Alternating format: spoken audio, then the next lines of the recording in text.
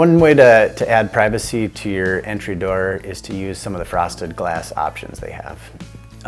There's a lot of different types of frosted or beaded or corded glass that can go in your entry door so that you still get some light from that, but people aren't able to see in.